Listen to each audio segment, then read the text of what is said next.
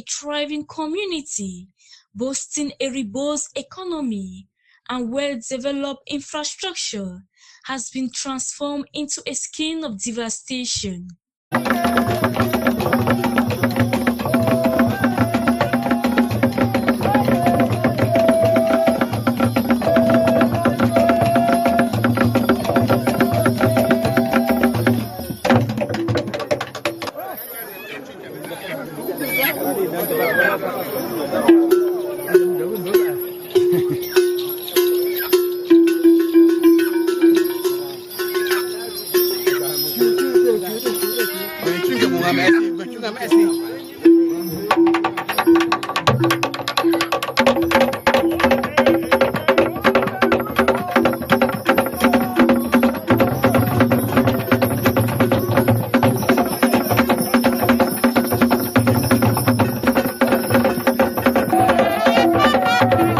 The Anglophone crisis, which erupted in 2016, has left the area in desolation.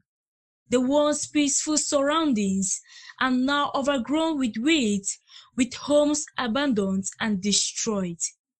We spoke with some of the displaced persons who ran out of this community for their lives, and they shared their harrowing stories of survivors. So every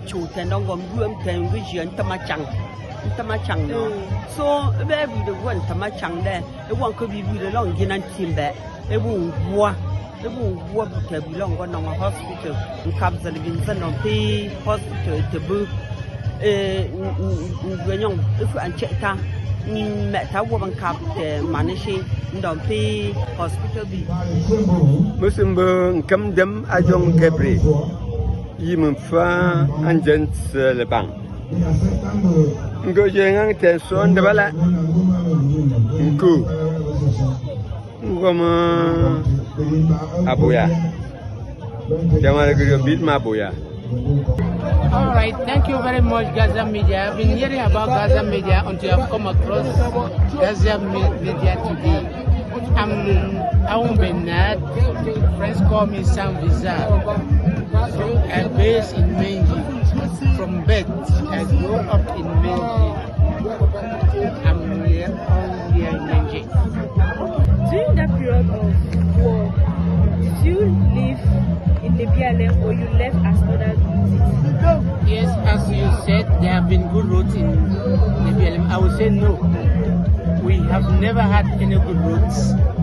During the rainy season, it's always a nightmare for a Lebialem man to live out of Lebialem and to the closest town. But say you will me that the road condition was seen now is worse than as it was before. No, I will tell you that now you cannot dictate the state of the road until when the rain comes. That is when you will know whether the road is good or bad. Okay, sir. So were you among those who fled or those who remained here? No, I remain here. Only my family went out. I've been here and I will remain here. And sir, please can you show some reasons why you decided to remain here? Because I'm a farmer by profession, even though I work with some NGOs. But so I saw no reason going out because to go and be idle. Better I remain and work in the farm to sponsor my family outside. Okay, that's sir, the main reason. Okay, sir. So during this period, you were able to even go to the farm, you work, and you even help support your family out. Yes, when things were hard, when there were gunshots all over, the only thing I run to my farm. I will tell you that I stayed for 5 months without coming to now. In my farm, I stayed for 5 months because I have a bush house there. So I just make everything comfortable. Okay, sir. So you didn't have any difficulties living here? No, there were difficulties because even though when our produce is ready, we don't have anywhere to sell. Like plantains, most of the things rot in the bush. There's no way. Even like cocoa, we carry from here to Benso, neighboring division. Even the price they will give you very, very storage. But you have no option than to sell and send the money to your family? I am by name called Mr. Asabajong John Nkiko. I live in Menji, precisely in Tisset Quarter in Lebialem division. I'm a teacher by profession. Okay, sir. I want to know if you are one of the people who remain in the Lebialem community or you two left. Yeah, so me, I was at that time when this whole thing started. I was a teacher in GTHS for them. But for one reason or the other, I could not have just abandoned the place because I was still thinking that we will continue with our normal school activities. So it was over 2 years, 3 years when we saw that we could no longer, schools were not, schools were locked down. So most of the students too faded away and had their admission elsewhere in town. So at that time, we were redeployed and sent to other places. Like for me, I was sent to GTC over in Boya. Then from there, I left to GTC in Temzem, where I'm presently working. So at that time too, that area too was not very safe, but it was the only division now. I mean, it was the only area in the BLM division where schools were gradually, the peace was gradually coming to normal. So most of us were transferred to that. Martin, I succeeded my father told just 3 months today that I cried my father. I'm now called Big on me.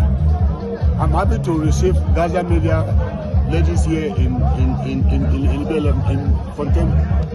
Mama, when I welcome, yes, and we'll be able to say when I welcome me to we, and we for tell our crisis. Since the crisis started, we never come out. They never come out. Manina Papi, if they call Papi, Oma know me. When I welcome and at the time when I say when I welcome and tomorrow is another day for us. Yes. Okay, sir. You said something. You mentioned something that since the war began, you have never left the village. Yes. So therefore means you are not among those who flit out. You stood to your feet. To my feet, mama. To my feet. Yes. And you face the challenges. That's it. You stood despite the harsh climate. That's it, mama. You stood and we are today, mama. And sir, please, I would like to ask, what were some challenges you faced during that period? Yeah, in that period, we had a very heavy crisis that we couldn't move. When we hit ourselves somewhere, before we could have something like Maggie, we went to Mete before we had Maggie.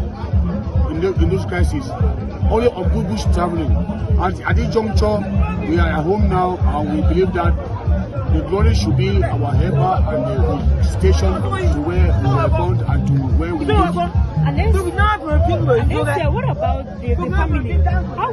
How were you able to survive the whole family? Yeah, the family. You see, we took the children that they are schooling. Those in primary school, we took them away to Chang and some are in Boya. And now since the classes are dying, we have brought. I personally, they come me, Papi. I brought my children back home. They are all schooling now at home. What about your brothers and sisters who left during the crisis and some of them are not even willing to come back? Do you have some advice to give them? Yes, the advice that I can give them is that make on me alias Papi, because when they say that make on me, when they name that I was called in this primary school champion, I was called Papi.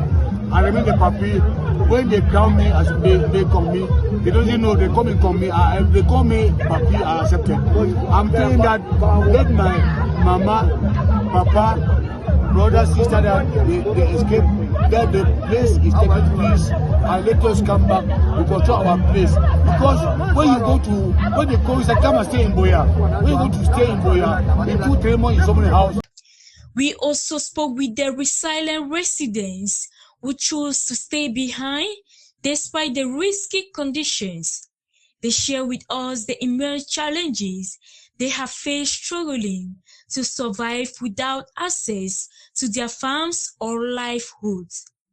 During that period now, when places were booming, gunshot and all the like, the only advice that we got were that whenever they are shooting now, we should remain in our house. Then we make sure that we lie on the floor, you know. So at that time, we're only lying on the floor. We get up in the morning. If you have to go to farm, you just rush and go to farm. Then when you come back, when there is intensive shooting, you don't have to lie on the floor. Okay, so comparing the environment in those periods with the environment now, what are some changes you have seen? No, for the changes, there have been a tremendous change because of at least everything that they normally used to say, anything that goes up must come down. So things have gone up, and I believe that they are now coming down. You saw the population that they were here in the morning, and even tomorrow you will see more of the population. So we don't have any problem with the present state of stay in Manji for now. Okay, sir. So which advice will you give to our fellow brothers and sisters who are still out there? For that advice, me, I'm used to traveling from Manji to Beleka. It's not a small distance.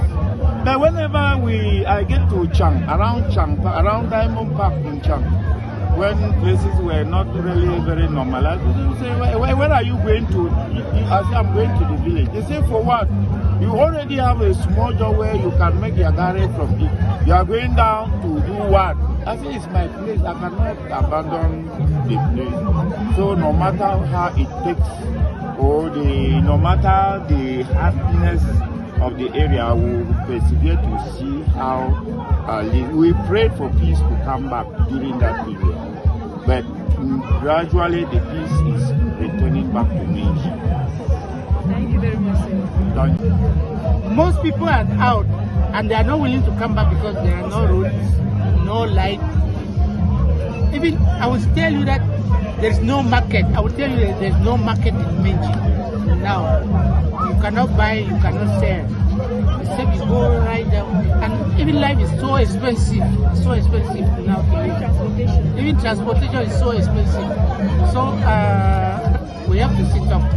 Okay, so they say that they gave 70 million, to fix the road. Do you think that money is showing in what they think that they've done? We just believe that they are still to come. The contractor is still to come. That is what I will tell you. But for what they have done nothing. Okay, So we just hope that they will come again. Okay, but do you know Atonge? Yes, I'm Atonge. I work with NGO, so I'm used to all those suburbs. Yes, Yeah. I know Atonge.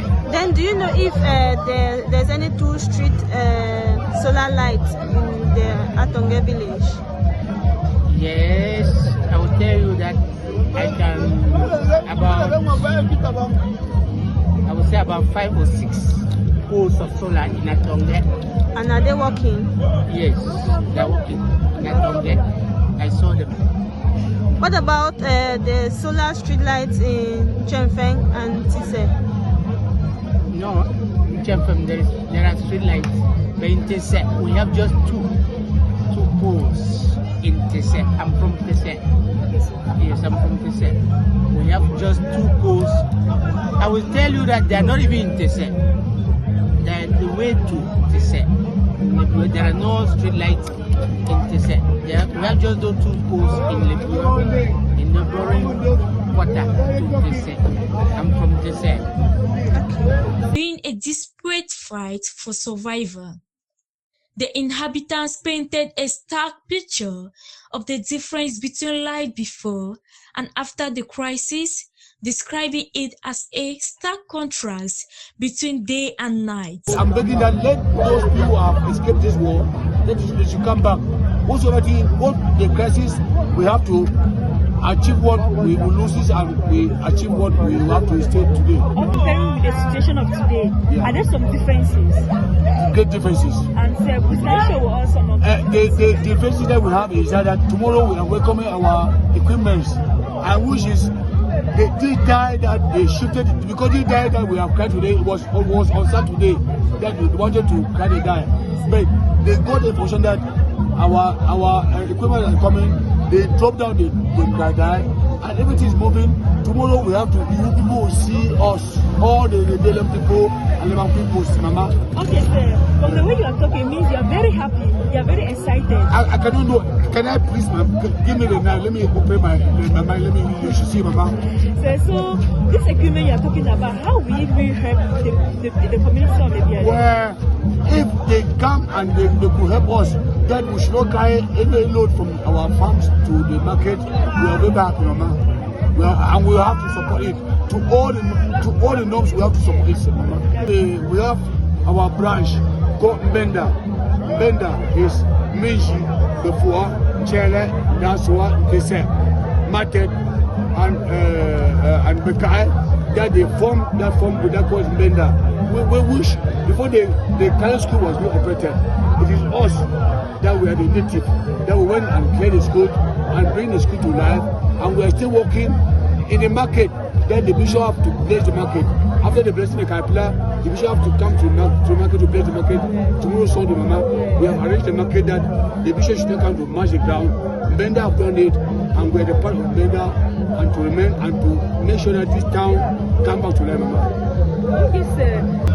They should have a role in Kudu so that they should look back home and do what others are doing, other members are doing. So I love that. Okay, sir.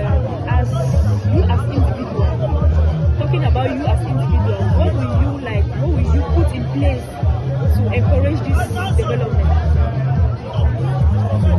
To encourage this development that Kudu is putting in place.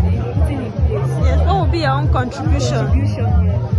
My, like advice, I would tell others that we should be truthful. When you win a contract, make sure you execute the contract.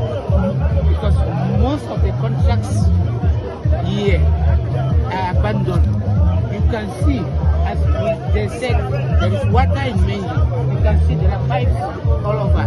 I will tell you that there's no water in Menji. Look at the Chang, Fontem Road. Fontem Road. They have just done what they have done.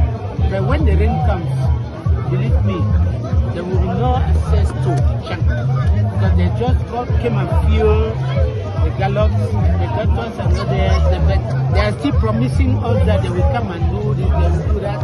But it is as usual. So I will tell every son and daughter that if you, as a Lebialem man, you win a contract, set an example, execute a contract so that others will learn from you. They will copy from what you have done. And it will bring back people. Most people are out and they are not willing to come back because there are no roads, no light. Even I will tell you that there is no market. I will tell you that there is no market in Menji. Now, you cannot buy, you cannot sell.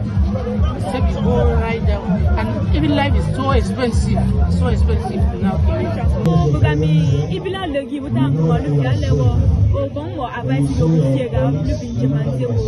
Mungkin tenba dan dia orang bilang dia ni jalan abu nyem dan buata. Jual dan berfiam mua aju le mungkin dia.